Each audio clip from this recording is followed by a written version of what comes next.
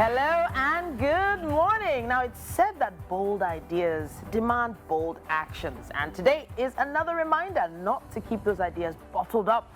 Good morning. Welcome to another humdinger edition of your favorite breakfast show, Wake Up Nigeria. I love that word, humdinger. Yeah. It gives that wake up, baby. As always, guys, we remain your sunshine after a rainy day. That hot cup of coffee, that keeps you warm and wakes you up to the bright side of television. Of course, we'd always like you to take us in every sip of one sip at a time. Don't rush us. Just small. But they're actually rushing us these days online. Right, man. Those numbers, though. Those numbers, guys. We love them. So please keep watching, keep making those comments. Yes, we appreciate them. As always, you are our priority, and pleasing you is usually at the top of our to-do list every single morning, and we're nothing without you, so make sure you stay with us. Yes, guys. So welcome once again to your daily dose of positivity, vigor, and sunshine. My name is Ime Okocha. And I'm Titi Layo Oyinson. Watching us live is easy. All you have to do is visit our website, that's tvcentertainment.tv. Or indeed watch us live on YouTube, search for TVC Entertainment. Remember, guys, that you can just watch us on Go TV channel 16 and UHF 149. And you can also catch us on YouTube. Yes, you can watch us live at tvcentertainment.tv, guys. And of course, on all our socials, we are at tvcentertainment_. We have quite a bit lined up on the show today. So many reasons for you to stay right there, glued to your screens. Nutrition is a good one. We're discussing health implications of adulterated drinks. We have dietitian Charles Ogripe. He is going to be right here with us. He's a registered nutritionist dietitian with many years of experience in both clinical and community nutrition care services. He's a consultant dietitian and medical delegate with ARLA, a member of the Nutrition Society of Nigeria, and Public Relations Officer for the Association of Nigerian Dietitians in Lagos. On relationships today, we're going to discuss the trend of younger people's preferences for older partners. Are you one of those people who, prefer a more mature-minded partner? Let's see what that's about. Olajumoke Olamiju will be here. A very interesting lady. She's a knowledge-seeking, impact-driven person full of empathy.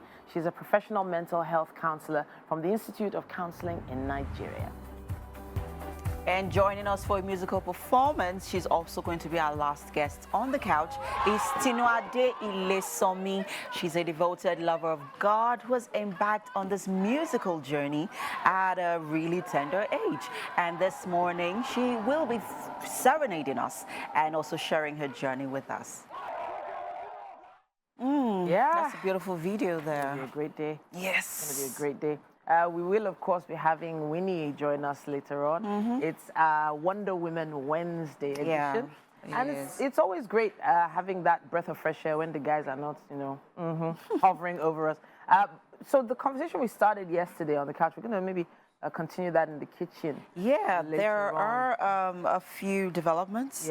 And I think it's time that we narrowed in on, we focus and talk more on bullying in schools, because it is an issue. This is something that spans across generations, from one generation to the other. It's a trauma that lives with you for most of your lives. I remember even right now, we have school alumni associations, right? Course. And you see those traumas trickling in conversations being had. I was actually going to talk about that. I'm so sorry. I don't want us to go too deep into that so that we can still talk about it later. Yeah, right. I have a WhatsApp group with my classmates from QCV class 2002, and someone posted a memo where the JS3 students were actually told to stop making noise. You know that noise making thing that happens in secondary schools. So apparently she was bringing it back, where they sent a letter to all our parents saying we're all making noise in class and we should all go home, that we're all suspended. And I remember that particular situation because it was like they were looking for scapegoats. Which class are they going to use as a scapegoat? And they picked our class. And then parents flew in from all over the place to come have meetings. That particular memory, I'll probably post it on my story on social media so you see what I'm talking about. It would be nice to, you know, learn more. It was really, really crazy though. Like they just said the whole class should go home. Like, no, it's only in a place like QC that sort of things can happen, right? Honestly, but I'll gist you more about that a little later on. Thanks so much for joining us. It's time for a news update right here on Wake Up Nigeria. My name is Titilayo Onyison. Now, we are staying with the tragedy averted yesterday when Dana Air with the registration number 5NKBI flying from Abuja to Lagos skid off the runway, thus creating panic. A statement released by Dana Air shortly after confirmed the incident, stating that all 83 passengers and crew on board the flight disembarked safely without injuries, while the aircraft involved has been grounded by the maintenance team for further investigation. Senior reporter Ayomide Ajegbe has updates on the story. Passengers who took off from Abuja to Lagos this morning must have been calling their loved ones when they arrived at the airport to say, hey, we are here in Lagos. But guess what? The aircraft skid off the runway and thus creating panic all around. But then beyond all of that, they are all safe, according to the reports we have been able to gather here. Contrary to some online media speculation that the aircraft crash-landed at the local airport in Lagos, it skidded off their runway, even though the situation will naturally cause panic, especially among passengers who have not experienced such. The director of media for Dana Air in a statement says, pending the outcome of investigation, the aircraft has been grounded, and while speaking to TVC News earlier in the day says the remote cause of the incident cannot be ascertained immediately. It landed safely in Lagos and veered off. So you can actually add one and one together, but we can't say for sure this is the reason. You get, like I said, it flew from Abuja to Lagos, landed in Lagos safely and veered off the runway. You get, so they had nothing to do with indication, it had nothing to do with the engine, it had nothing to do with any indication at all. No. If they had anything to do with any indication, the pilot, due to our own safety standards, would not fly the aircraft. We would rather cancel the flight, fix the issue, and possibly reschedule our passengers. That's what we do most of the time. The Nigeria Safety Investigation Bureau, in a statement hours later, says the investigation team has retrieved the flight data recorder and the cockpit voice recorder, which will be taken to the lab for data download, and they will collaborate with NTA and FAN to determine the cause of the incident. Ayomide Ajegbe, TVC News, Lagos. President Bola Tinubu has approved the appointment of 17 Korea ambassadors as charge d'affaires had consul general to Nigeria's foreign mission in different countries. The Minister of Foreign Affairs, in a statement released by the ministry, encouraged them to remain worthy ambassadors to Nigeria. He also says they are pivotal to the economic drive of President Tinubu's renewed hope agenda. The statement charged them to shun any form of politicking in their host countries, but rather commit themselves to diplomacy for the collective development of Nigeria. The British government plans to deport asylum seekers to Rwanda have finally been approved by Parliament, ending a month-long deadlock between the lower and upper chambers over the legality of the policy. Under the new law, any asylum seekers who arrive illegally in Britain will be sent to Rwanda. Prime Minister Rishi Sunak has pledged the first flight will leave as early as July, promising a wave of deportations come what may over the summer. Tens of thousands of people have crossed the English Channel in small boats in recent years, many fleeing war and poverty. The government claims it aims to deter dangerous crossings in small boats and to smash people smuggling networks. But rights groups have criticized the scheme, calling it inhumane and illegal, and say there is no evidence that this policy will stop human trafficking or dangerous boat crossings. While Rwanda is often cited as one of the most stable countries in Africa, many accuse President Paul Kagame of ruling in a climate of fear and oppression. Inevitable, I'm afraid, there are going to be challenges. It's inevitable that people are going to try and throw everything in this at this to try and stop this plan from working. I mean, frankly, we saw last night from the Labour Party and from the Labour Lords, they seem more determined to stop the flights. We're determined to stop the boats. There will be challenges, but we will meet them. We will overcome them. The problem is that all they're doing each time is they're just writing more and more checks. So at every stage, you know, even in order to set up flights, even in order to send 300 people, they'll have to write another £120 million check. So at every stage, even for this small scheme that's just 1% of asylum seekers arriving, that will still cost hundreds of millions of pounds more.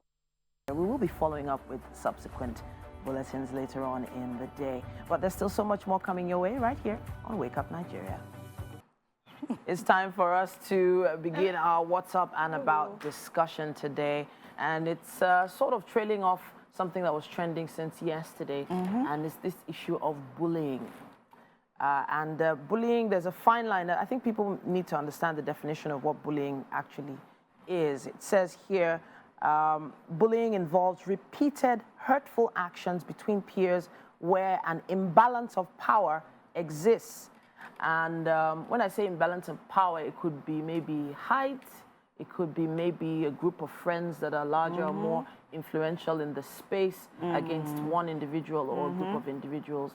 It could be male versus female, it could be adult versus, or let's say young adult versus child. And it's something that people sort of try to point fingers at who is to blame. But it's been noted over the years that bullied children bully others. So where is this starting from? It's most likely from the home. We tried to have this conversation with Mike yesterday. It wasn't really, we weren't It wasn't a pleasant conversation. No, it wasn't. It was getting a bit heated. But we understand why Mike would be, you know, that passionate about the discussion. But I was just going to ask, you know, if anyone here has experienced bullying before. I think bullied or bullied. Being bullied from the victim's side now. Winfrey is drinking something first before she... I don't know. I'll just say from... The truth is, I feel a lot of people have experienced bullying in some form, shape, or type, right? Through the course of life. I don't think anyone will say they've gone through life to a certain point, to a certain age, I have not been bullied. The truth is, bullying literally hides in several ways, right? So there are different types of bullying, right? We talk about the one where, okay, fine, you can literally see an obvious and physical difference in probably status, class, age, physical size and all of that. There's also psychological bullying. There's emotional bullying and things like that. And now even cyberbullying. Of course, cyberbullying goes without the saying, right? But then again, as you rightly said, I mean, the whole incident that's causing this conversation to come up is I mean, the whole situation of the school kid and all of that, right? However, the response of one of her guardians when told about the situation was to literally slap her across the face. Now you can literally see a direct cause for that type of behavior. Do you understand? Because the child is not just going to, I mean, when kids are born, literally tabula rasa and all of that is garbage in, garbage out. You literally transmute it. And amusingly, I had the pleasure of having my sister-in-law and her kids around over the past 2 weeks. And it's literally been a very, very serious learning experience for me because, I mean, I see the way she mothers her children. And this is actually very, very, very, I don't know, it's a very, very patient type. Then again, she gets an effect from it. Yes, because they listen to her and all of that. You see, because the boy is older, the sister is younger, there are things that normally he will be more forceful about, you expect him to be more forceful about, but because of the way the mothering is being done, you literally see that. Like, I barely heard them cry.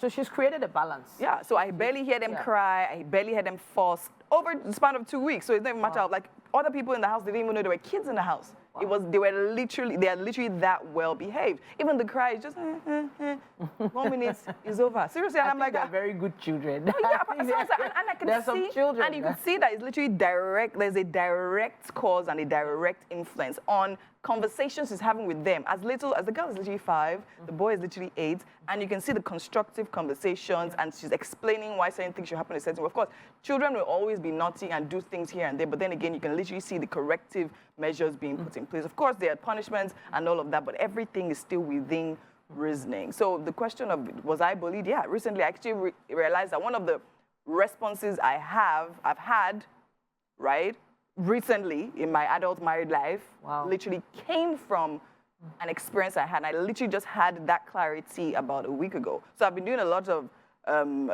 evaluation. Self-reflection. In fact, this is not my...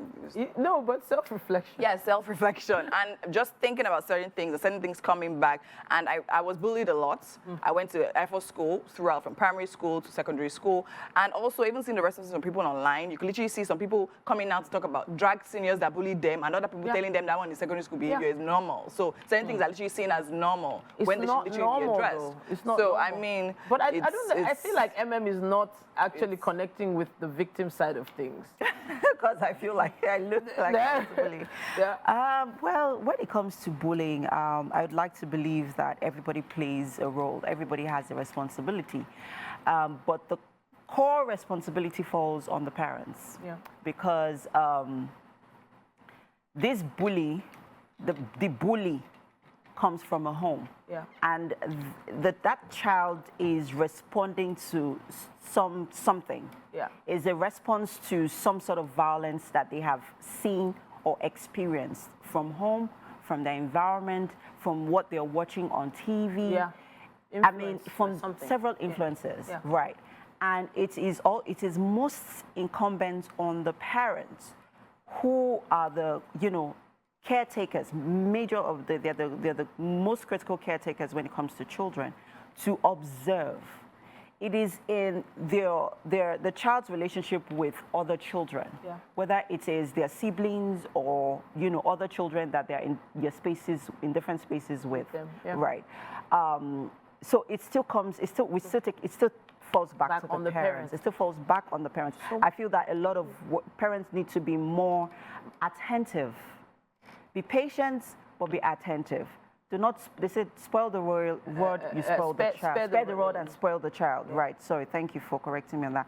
Spare the rod, spoil the child. So you need to be more, parents need to be more intentional with and more attentive to their children's responses to some of these things, because some way or the other, you find it, you see it in how they treat other children. So the conversation I've had with my kids borders on this. I have twin girls. They are essentially taller than most of the other kids in their class. Mm-hmm. And I've told them that, look, you are taller than them, you are more intelligent than many, you are more beautiful than others, but that doesn't mean you should use that to intimidate anyone.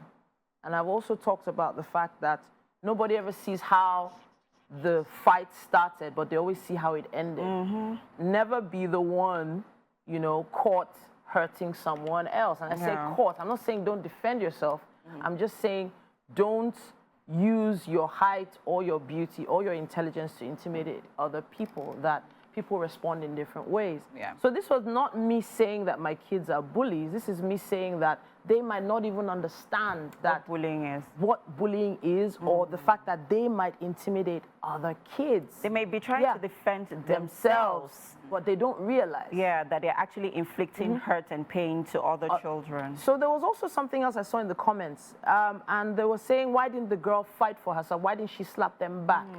And what I saw that girl doing was divine. Because in the word it says turn the other cheek, right?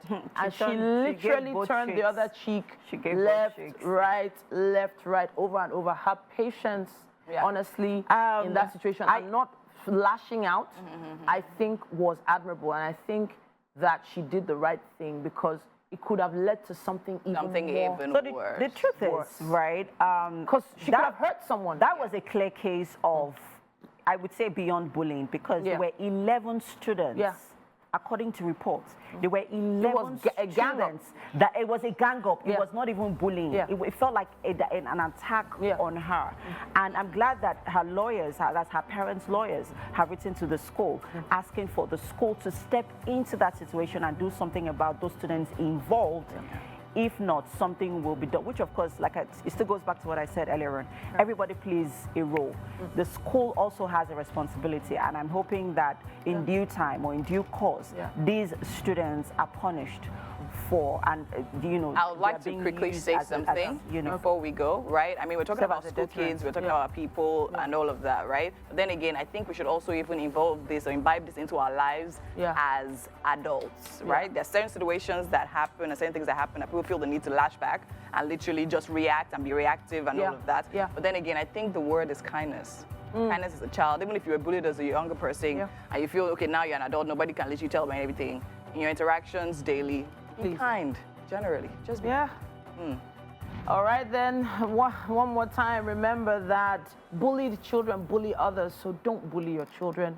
Don't bully your colleagues. Don't bully the people under you, because it might have a ripple effect later on. At this point, we'd love to hear your thoughts on this. Use our hashtag Wakeupnigeria on TVC and let us know. And tag us, Wakeupnigeria TVCE on Instagram with your comments. All right, then, let's take a quick break. There's still quite a bit coming your way on Wake Up Nigeria. Then we are back. Thanks for staying with us. On the relationship this morning, we discuss the trend of younger people's preferences for older partners. And with us on the couch is Olajumoke Olamiju. She's a peculiar lady, knowledge-seeking, impact-driven, and full of knowledge. She's also a mental health counselor from the Institute of Counseling Nigeria. She loves to learn, relearn, unlearn, and her focus is usually on adolescents and teenagers. Good morning. Good morning. It's been an interesting month, learning and relearning and unlearning, right? And this morning we're talking about younger people's preferences for older partners. First, I'm going to ask you, is there anything wrong with that? I won't just say there's nothing wrong with that, because every relationship comes with its advantages and disadvantages. But generally, we can say there's really nothing wrong with that. There's really nothing. But if we look deeper, there are some things that we have to consider, especially when the gap is so wide. So wide. What would you consider wide in terms of the age gap?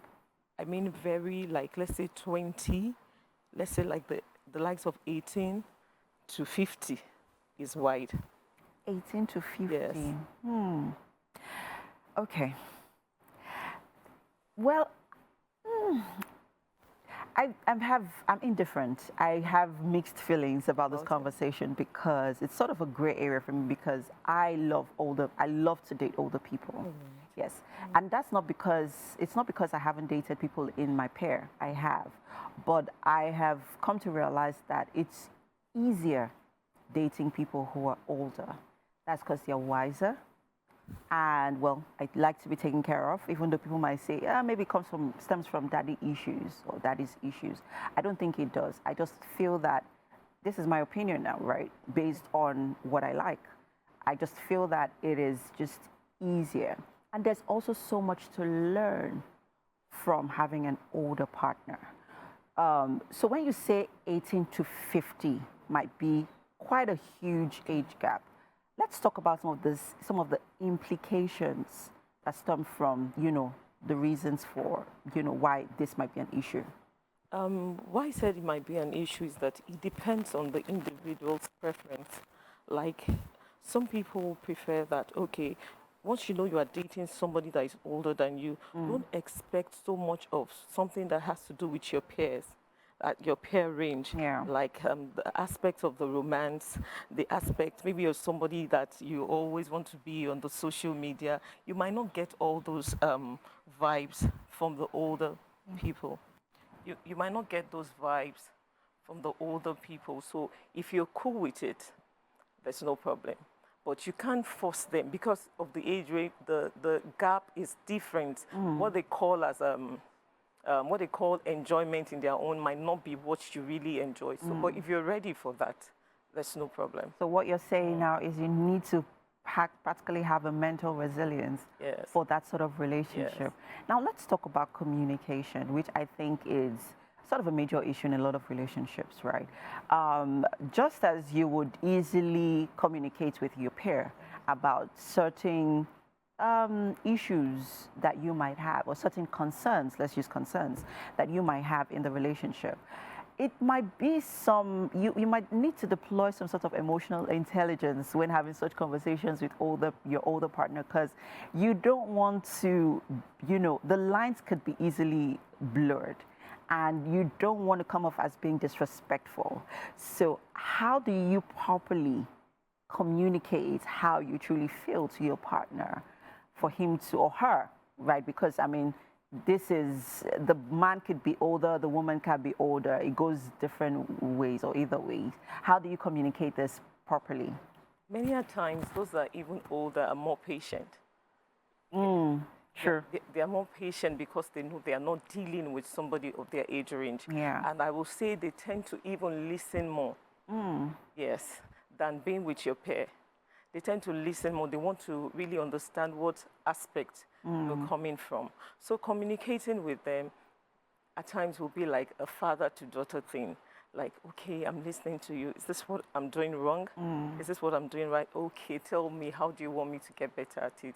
But I will still say that it depends on the individual's personality, because we have some people that will be your age range, but they are matured when it comes to emotion. Exactly. So at times it's not really the age thing. It depends on the personality of that individual. So communicating with an elderly person is not really an issue. Now let's talk about communicating with a younger person, because these are people with different generational ideologies. We are not on the same,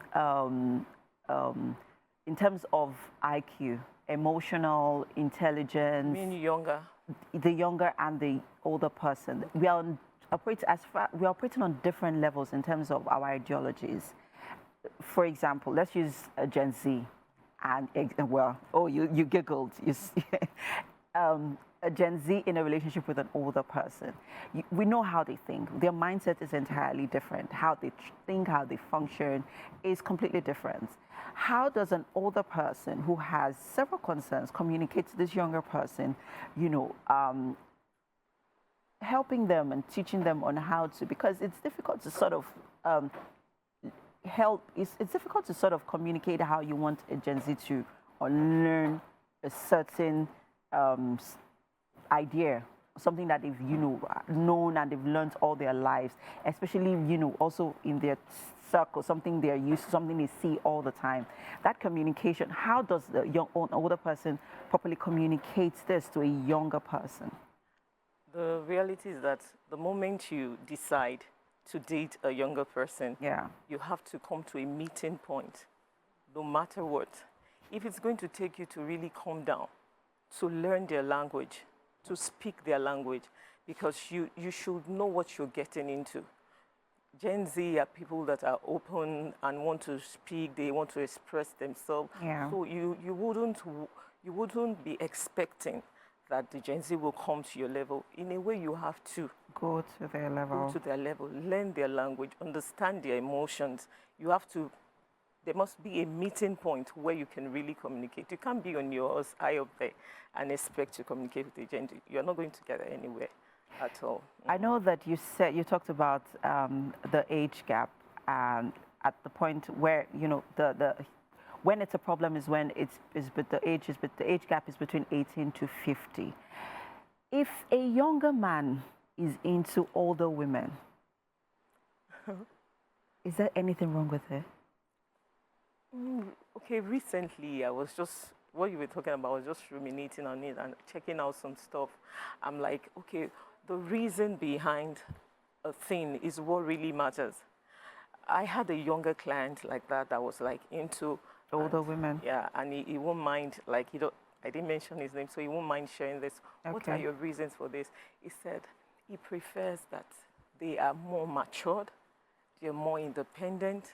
And what people of his peers will fuss about and cry about, these ones, they've gone beyond that level. Exactly. He said for his peace and mental health, he prefers older women. Does that make him a mommy's boy? No. Because they're often referred to as mommy's boys. No, that doesn't make him a mommy's boy. But if we look deeper also, some guys that find themselves in this shoe, if we go down to check out, it comes out from their excess love for their mothers. Ah, yes. So they could also be referred to as mommy's boys. Many a times I like their mother is their idol, and as a result of that, they want to see that aspect of mommy in their woman. So that's what happens. All right. Then in terms of conflict resolution, because I feel like that is also a very, very, very intricate element in every relationship. We all have different styles of conflict resolutions, and spanning from different generations, how one generation will handle a conflict is different from the next. How would you advise that in this sort of situation, conflicts are resolved amicably, that both generations can, understand each other better? Because we're in a generation of the moment is affecting my mental health, I'm out of it. Exactly. Anything that threatens my peace. Anything that threatens my peace, I'm out. I'm out. So I will ask them, the both of them that are in a relationship, what do you seek to get from this relationship? Do you want it to work regardless of any conflict? If that's your idea, then both of you have to learn what is called patience and emotional intelligence. You learn it together. Those two things are very, very important. So the way you will communicate with that person, especially when it's coming from an older woman to a younger guy, you have to learn patience. You have to remove that idea of I'm older than you. You have to seek the elderliness and the moving forward of the relationship. Okay. So you have to really bring yourself down and see it work. As always, it's a pleasure having you on the show. Thank you so much. This is quite insightful because, I've also learned quite, a lot from this conversation. And are we doing this again next week? Oh, no, it ends this month. Oh, ends this week. Okay. Well, thank you so much. It's been a pleasure having you all month. And on that note, the show continues shortly. We'll go on a quick break. Stay with us. Welcome into the Wake Up Nigeria kitchen. It's a beautiful, beautiful Wednesday morning, and I have with me a very beautiful chef, Chef Seun. How are you doing this morning? Good morning. And she is a flavored craft. And you see her, you can tell she's a really flavorful person, right? Okay, so now this morning I see, it looks like we're baking, right? But you said we're not baking. So tell me, what are we making this morning? Okay, so this morning we're making something that is common for breakfast in most homes, and that most people like, especially children. So we're making pancakes, but not the regular pancakes. Okay, we're making the Japanese pancake. Japanese pancakes. Now tell me, what differentiates Japanese pancakes from the regular pancakes? Okay, so the difference is the fluffiness of the pancake. Really? It's a bit bulky but very fluffy, not the regular crepe flat pancake. Flat pancake. Okay, so well, first of all, I don't do crepe pancakes. If I'm eating pancakes, it has to be fluffy and thick.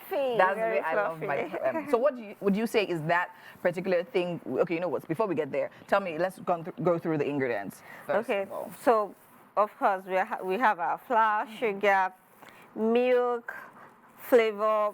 Optional. What type of flavor is that? That's vanilla. Okay, vanilla. Vanilla. Okay.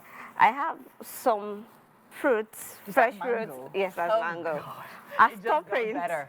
Then of course the eggs. Yeah. I have salt and I have baking powder. All right, and then what's that in that? That's melted butter. Oh, melted butter. Amazing. So in case you're literally just joining in, we're making Japanese pancakes.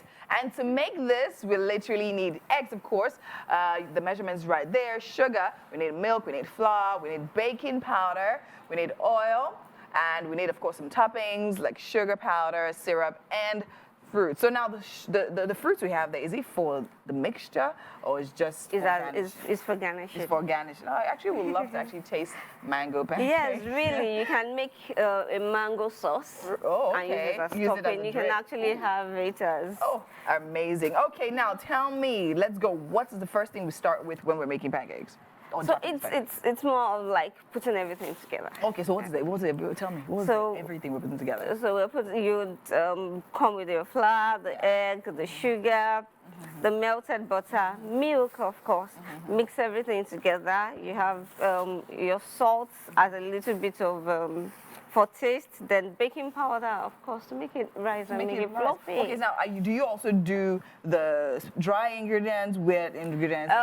For this, no. Really? You just put everything together. So to be very honest, I actually love pastries a lot. So the truth is this, there's always different methods and different approach to most things. If you don't mix the dry together, it's a religion. If you don't do it, it won't bake. Well, for some bakes, you don't do that. For some. Okay, amazing. So now if we were to start, what exactly will we be starting with?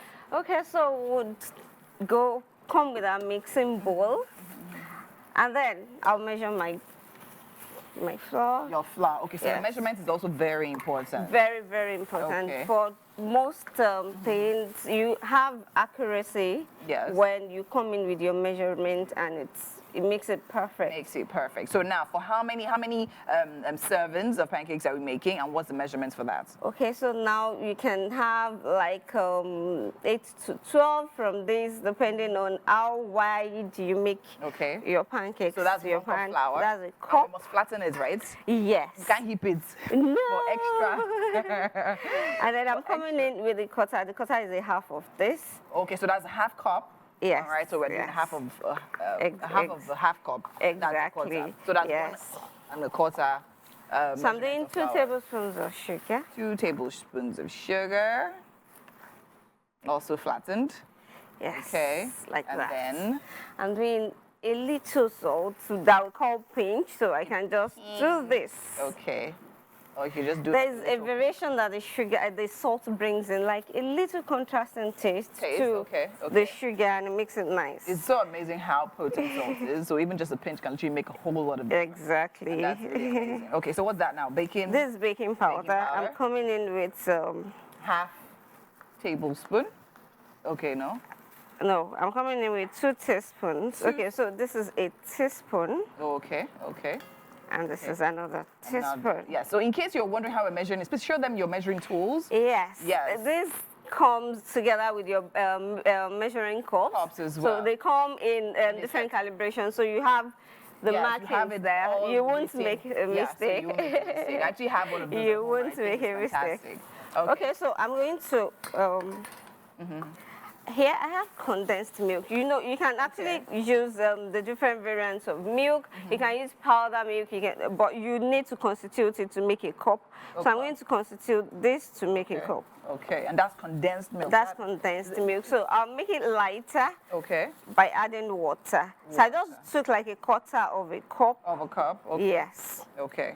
She's and I'm just going to do this. Well, she still told us. But as a pro now, she's allowed to do that. Okay, so after we use the milk, is that all we're adding into that? Yes, then I'll break the egg in and add the melted butter. Okay, so then we'll break 2 eggs in and then add, what's measurement of butter? 2 tablespoons. 2 tablespoons of butter, and that's about it. Okay, we're definitely going to be coming back here, but first off, we have a very important conversation standing by with Titi on the couch. Thank you.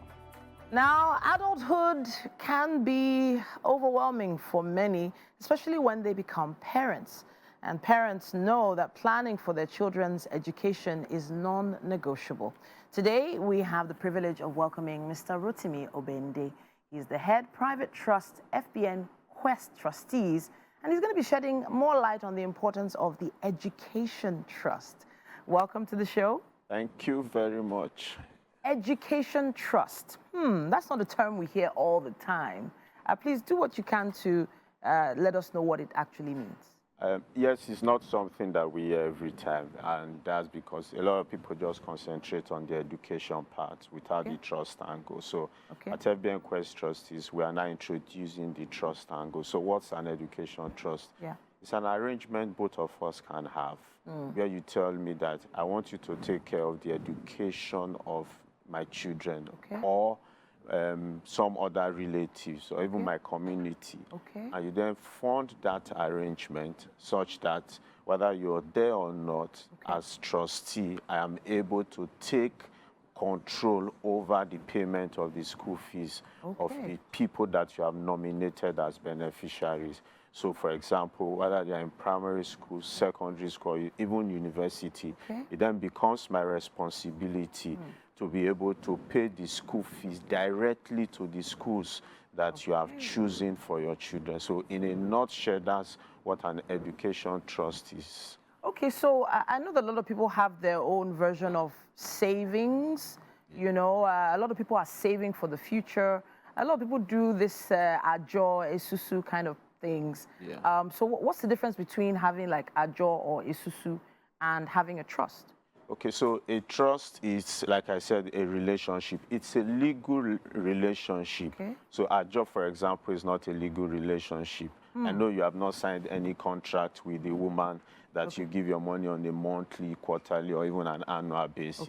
So if anything then happens to her, I'm sorry, probably your money is gone. But in a trust arrangement, you have a relationship with an institution like FBN Quest Trustees, and you then save for the education of your children. Now, with an ajo, you do not earn interest. With an education trust with FBN Quest Trustees, your funds earn interest, and they earn very decent and competitive interest, I must say. So whatever. So when you say decent and competitive, yeah.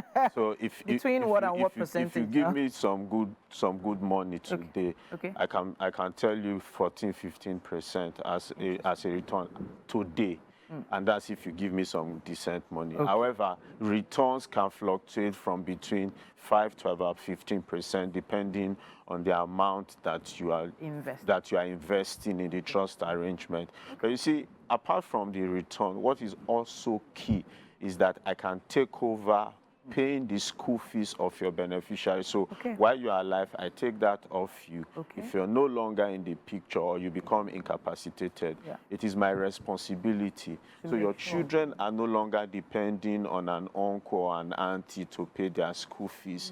You are provided enough funds and you can pay for the school fees of your children straight away from the trust arrangement that you have created. That's really interesting. I was actually going to ask you what parents should consider when setting up this fund, but I think that's a big part of the consideration, the fact that you've taken the weight off parents, that duty, once they've already put the money aside.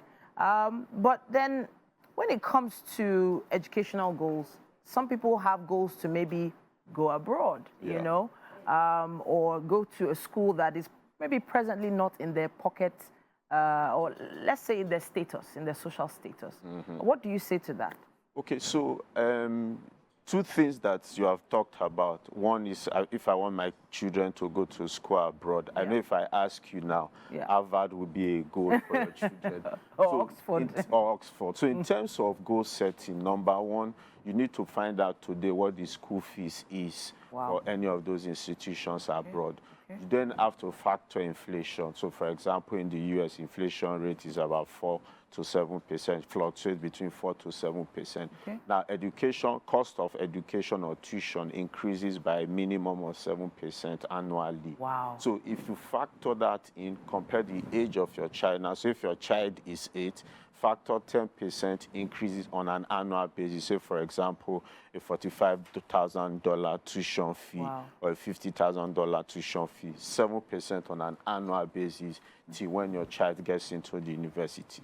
Second thing is that you now start to actively save in dollars. So you can create an education trust arrangement with FBN Quest Trustees in a dollar-denominated platform. Now, it means that when your child is then ready to go to Harvard, FBN Quest Trustees is paying directly to the school and we are paying dollars. That is not the point where you start to look for dollars. That's not the point you start to look for a bank that will help you to exchange dollars. You have actively invested in dollars. The next thing I'll quickly say is the fact that many of us have not averted our minds to the fact that outside buying a home, the next most important thing you invest in is the education of your children.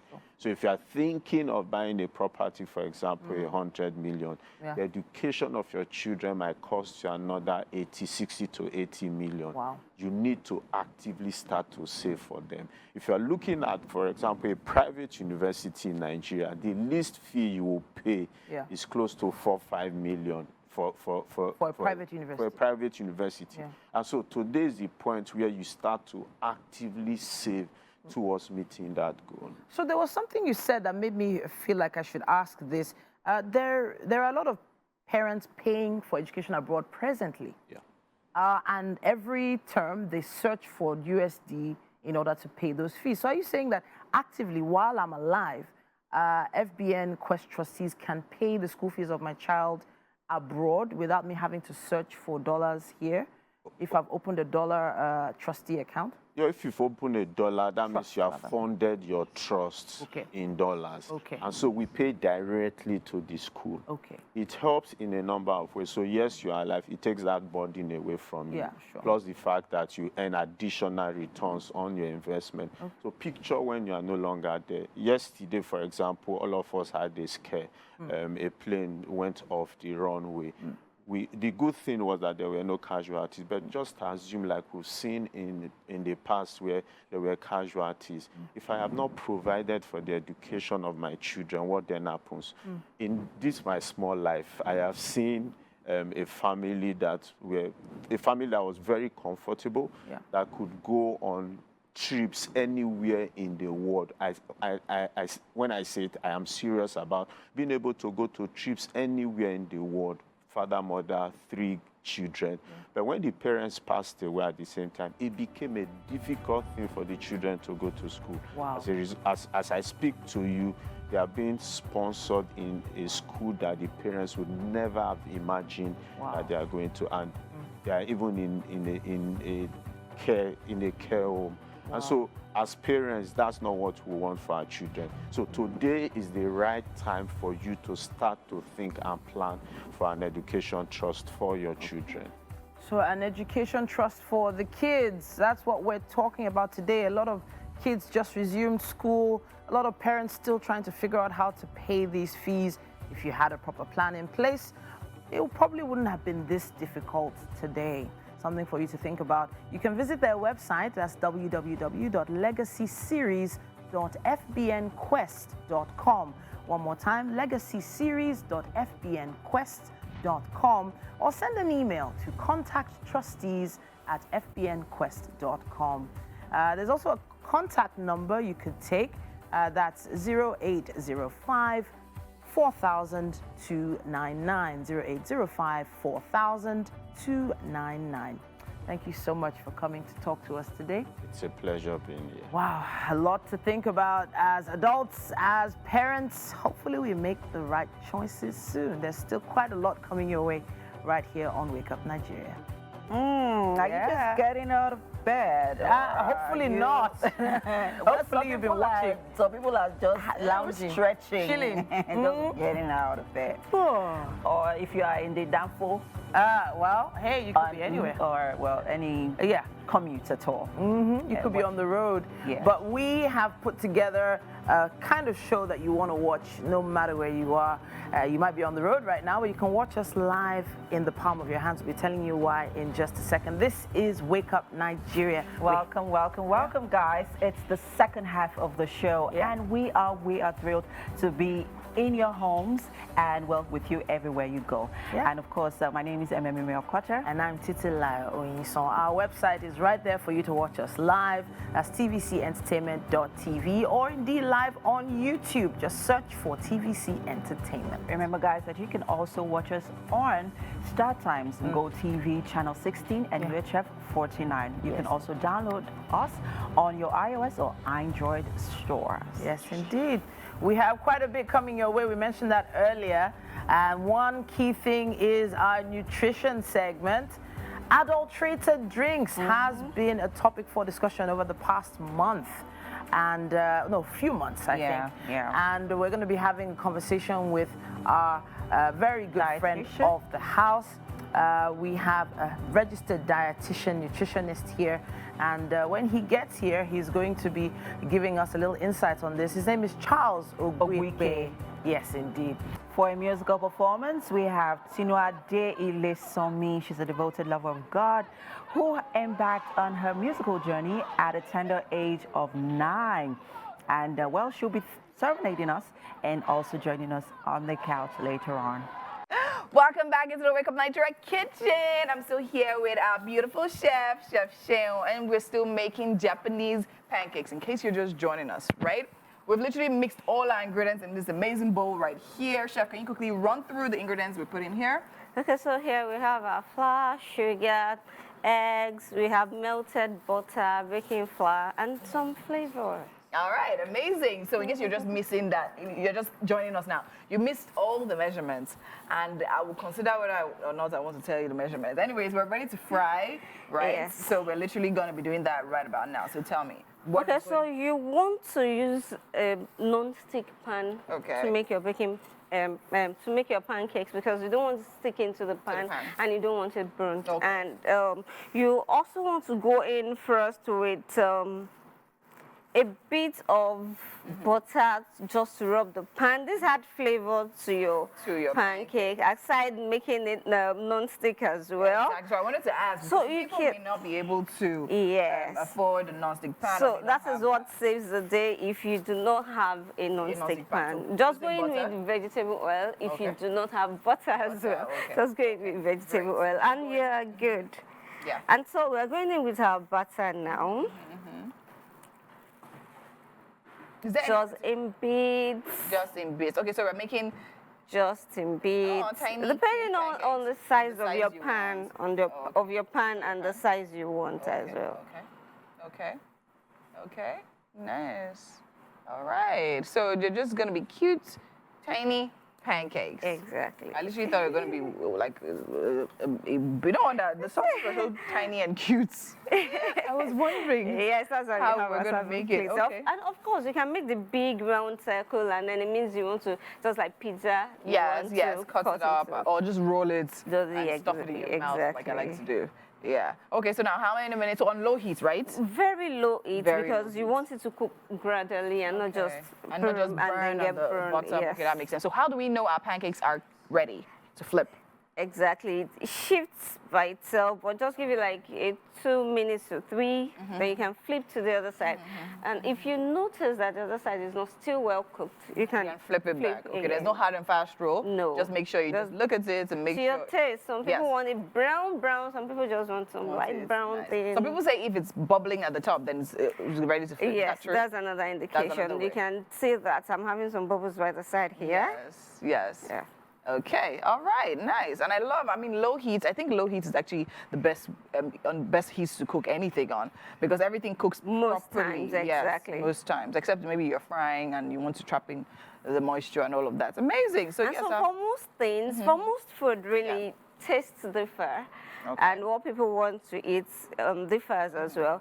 So if you want your pancake to be a little bit thick and not thin, all you have to do is add a little bit of flour, and then flour. Okay. Yes, it's thicker. I like it light and fluffy. Okay, nice, awesome. So our Japanese pancakes definitely so not totally done. So we'll still leave. Are you gonna flip it back? Yes, it looks cooked though. Yes, it is, but some people still want the brown. So if you want it brown, make sure you flip it right back. But I think it looks like sunshine. I think it's beautiful.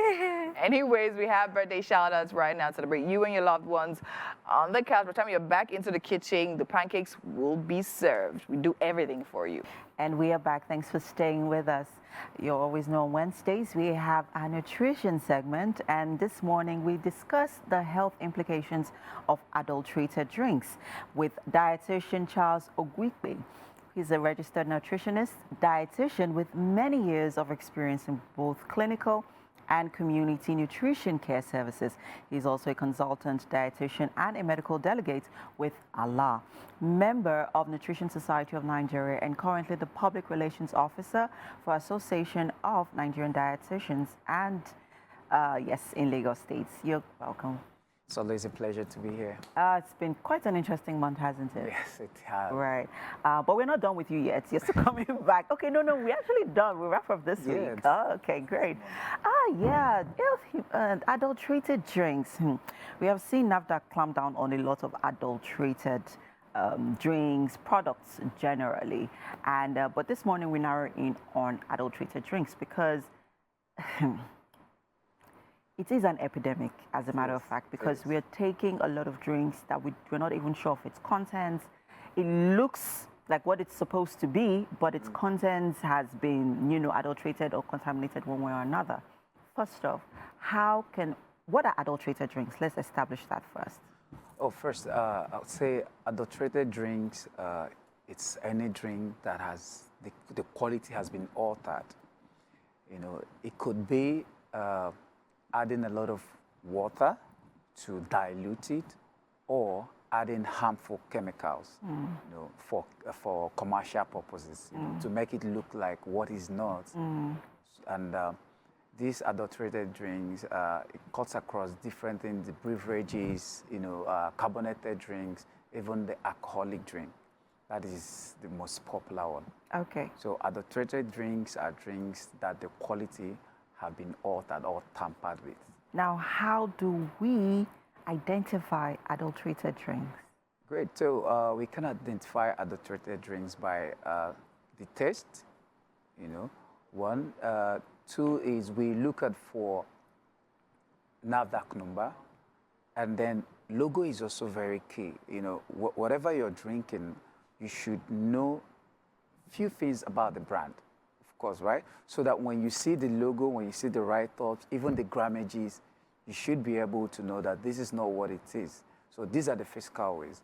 But then there could be reactions, health implications. So when you take adulterated drinks, you're bound to react to some of these drinks. It starts with your gut system. Yeah, but then before we get into those health implications, because some of these health implications do not even come off outrightly. They are not sudden.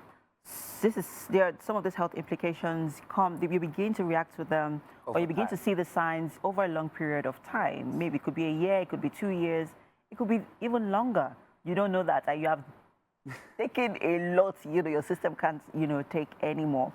So what are the first, there has to be that, I don't, sometimes how your brain, sort of triggers certain responses to certain things that you take, that you consume instantly.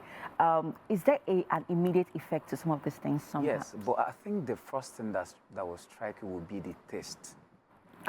The taste, when you're used to a product, except it's the first time you actually taste. If you're used to a product, we cannot attest to this, and you taste a product doesn't taste like it, you say there's something wrong with this. That brings the curiosity. You want to know more about it. But like I said, this body reacts to it. So when you take something that is not healthy, it starts with the gut system. Did your gut absorb it well? People have things like diarrhea, you might have stooling and all of those things. Okay. Then you can begin to wonder what product did you actually take. So taste, and then the gut system, that is stomach, how it reacts in our stomach. Okay, those are immediate effects. Yes. Now let's talk about some other signs that we need to look out for. Oh, great. So for adulterated drinks, a lot is involved. Most people that do this want to do it for commercial purposes to make them. So they end up putting some chemicals, harmful chemicals, in these drinks that would eventually affect our health. Cases like cancer, alcohol. The issue of adulteration, mostly what people put in, it's alcohol. They put in sugars, extra sugars. Tasty. Yes, so you keep going back to buy it. Exactly. So first, what comes in, it affects the pancreas. That is the hormone that controls insulin production or function. When that is being affected, one can be predisposed to diabetes. A lot of sugars also can predispose one to obesity.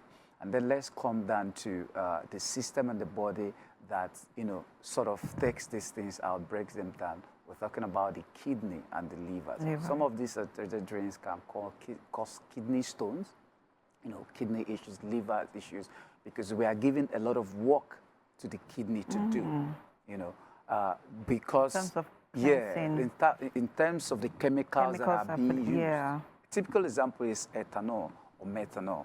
These are chemicals that people use to adulterate drinks, okay?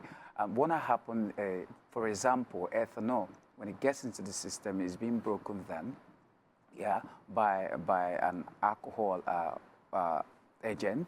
And when this happens, it produces some harmful chemicals that could be carcinogenic. Of course, you know what that means? Yes. That is predisposed one to having cancer over time. So the health implications of adulterated drink is so much. When I talk about this, I say this is poison, and the government and individuals should do a lot to stop this. Wow, that's quite a lot of work that you have given to us individuals. But then let us talk about local concussions. There's somebody right now behind the camera. A lot of them here are, even my director is talking in my ears. A lot of people, take local concussions, which is popularly known as agbo, for different reasons. To cure malaria, cure typhoid, cure even addiction. Some people use it to cure. They're just kidding. But there is an increase of consumption of local concussions. Now let's talk about, first off, are they healthy? Secondly, what are the health implications? Because they also fall under the category of adulterated drinks. Yes. It's water with all sorts mixed in it. Talk to us about. Yeah, so herbs, I would say it's healthy. Over time, it has proven to improve people's health. Okay. But the problem we health persons have with herbs is the portion. So a lot of the products people consume is not being managed, the amount of herb in it. And what it does is it gives the kidney a lot of work to do. People that consume a lot of herbs, over time, their kidney begins to deteriorate. It's like a machine, and you're giving the machine too much work to do. What happens? It begins to break down. So we always advise people to not to take a lot of herbs, and if you must take, it has to be in small quantity. How small? And you have to know your health condition before you take them. So you just don't take them. Exactly. Thank you so much, Charles. This has been an interesting discussion and also an interesting month as well with you. Hopefully we'll have you sometime again in the near future. I look forward to that. All right, thank you. You're welcome. And that's it on our nutrition segment for now.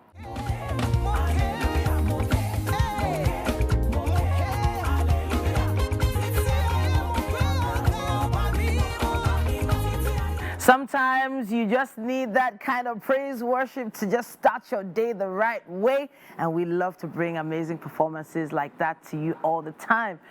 We have the amazing Tinuade Ilesomi on the couch with us. She is a devoted lover of God. She embarked on her music journey from the tender age of 9 within her home church's children's choir. And with her heart ablaze for worship, she has evolved into an amazing songwriter, anointed music minister, and seasoned praise worship leader. It's great to have you on the couch. Amazing to be here. Thank you so much for having me this morning. Okay, so I want to hear from you. I know people wonder what it's like for the music minister themselves. People have their way they react and respond to your music. But what is it like for you performing these songs? Oh, it's full of joy for me. Each time I perform this song since it's released on the 3rd of March. Okay. Because the joy it brings to people, the joy it even brings to me, that forever, because the title of that song is TTIA, and TTIA means forever, as in praising God forever. Okay. I've been through a lot in life, and seeing God bring me through all those seasons, even with people around me. And then giving me such a song of thanksgiving and praise to him. So each time I stand to minister, it's like I'm pouring my heart to God. Father, forever I'm going to praise you for all you've been to me and all you will still be to me. And the response of people, beautiful, beautiful. It drives joy and hope. Because when you know that he did this one, of course he will do another for you. Amen to that. Now, I have to say, a lot of music ministers have a story, you know, a reason why they said, you know what, this is where my music is going to go. It's going to go to the people. I'm going to worship God for the people as well. But let's hear a little bit of what you started talking about. You said you went through some seasons. Let us in on some of those stories. Okay. One major season in my life was 2011. Okay. And it's actually about my husband and armed robbers broke into our house around 2 a.m. at night. And when we heard, I was even the one that woke up to hear, and I was now peeping. I saw people moving, you know, outside the compound. I have to wake my husband up. Sweetheart, it's like armed robbers are in the compound. So he got up, and in the bid to go to the children's room to check how they are doing, to even be sure, maybe some people are even, maybe some of them are inside the house already or not. So he went out of our room, went to the children's room, and coming back, I think they saw him leaving the room. So maybe they thought he was going to bring an ammunition or something. So as he opened the room, the door to come in, they shot him from the window. And all over him, bullets. And at that point, it was like, is this going to be the end of everything? I saw him in his pool of blood on the floor. Along the line, they broke in, search in the house, pick some few things they can pick, and they left. So we have to quickly call our neighbor to come to our rescue. We need to rush him to the hospital. And the very first hospital we rushed him to, actually, they rejected him. He's not going to make it because it's the heart position that he won't make it. They don't want to have a record of a dead person in their hospital. So they directed us to another hospital. And funny enough, we don't even know that hospital. And another amazing thing, the car we drove, that car has been parked for a while. It's our neighbor's car. Has been parked a while because it was having a brake issue. There was no fuel actually inside the car. But because of the emergency, the man was not even remembering all of those situations with the car. He just paid the key and he drove. The car without fuel, the car that had brake issue drove us. Going after the first hospital rejected him, we're now going to the place they asked us to go. We were just driving. It was as if the angel of the Lord was, you know, piloting us, and because we actually don't know that place. And along the line, my husband was asking for water in the car. I was like, there's no water here. And honestly, if there was water there, I would have given to him. It was later on we now heard that if he has taken that water, that would have been the end. Eventually, we got to that hospital. They started attending to him. They didn't allow me to go inside. I was outside. After some time, one of the nurses just came to me that, Madam, your husband is doing well. Wow. At that point, I busted into crying. He now told me, I didn't say your husband died. Your husband is doing well. And I said, I heard you. I was crying because I'm just looking at the faithfulness of God. How can, there was blood everywhere. How can they say, and you know, to crown it all, they discharged him after some hours. Wow. We got into that hospital like maybe 3 o'clock. By past 6, they asked us to go home. And we're confused. Are we sure we're okay?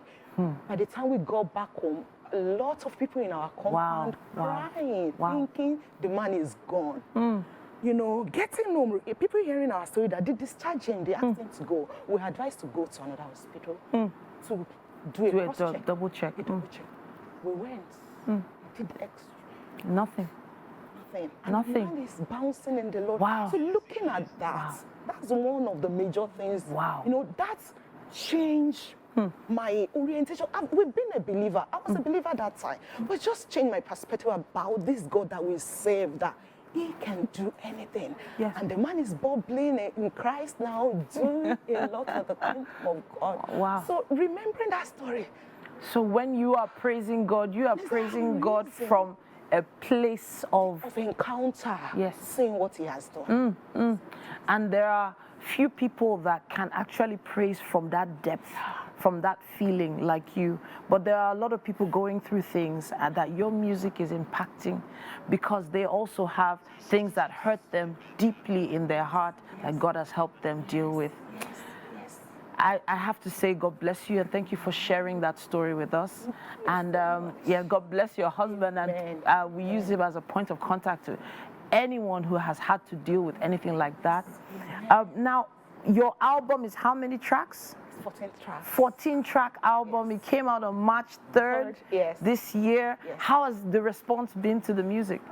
The response has been great because hearing from people feedbacks and how it has blessed them, how it's rejuvenated their spirit, man. Yeah. It's a testimony that it's doing well. And you know, checking online backstage, the responses, the likes, the shares. They're amazing. It's just amazing. And I wish I was at the concert. The concert looked so beautiful. Yes, the music video too, also amazing. Where did you shoot that video? Okay, yes, at TBS. TBS? Yes, yeah. Amazing. Okay. How long did it take to put that video together? It looked like a lot. We started shooting in the morning, and I think we left that place past 1 a.m. at night. Wow, the Tafawa Balewa Square. Look how beautiful it is. Yes. The costuming, the makeup. How long did it take to put all this together? It took like 2 months. 2 months to plan everything. Yes, to plan it looks very intentional and very well thought out. Thank you so much for putting together this type of amazing video. It's so culturally rich as well, meaning I think your music cuts across cultures. Yes, yes. And you know, the brain behind that is to tell people that praise brings us together. Okay. Praising God, lifting God's high. It goes beyond culture. It goes beyond your tongues, your mother tongues, or where you come from. When we praise God, it unifies us. It's diversity in culture, praising our God. Thank you so much for coming to talk to us today, and thanks for performing for us earlier. Thank you so much. It feels like a privilege, but now we have to invite you to our kitchen. We've put something sweet together for you. Will you join us? Yes, I will. All right, then. Thank you so much. Let's go to the kitchen. All right, let's go.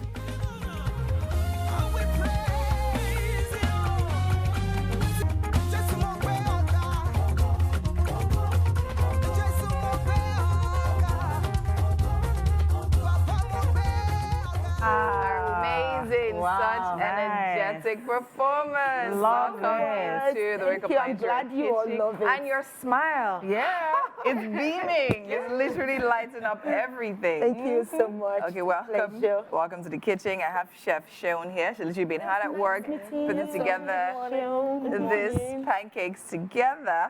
Okay. I'd like for you to try it out and let us know what you think. Yes, I would love to. Okay, so Chef, tell us what we have in there. Okay, so we call this a Japanese pancake because it's fluffy, it's puffy, it's not flat, it's not runny. Okay. You know, it's very filling when you eat it. Yeah. So we'll just Please go ahead. All right. Okay. Yeah. Thank you so much. Thank you. All right. I can see fruit on top of that. Is that mango? Yes, that's mango. Okay. And of course, you can have different types of fruits as you like it. Is that chocolate sauce?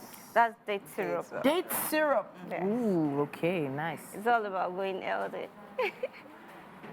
Okay.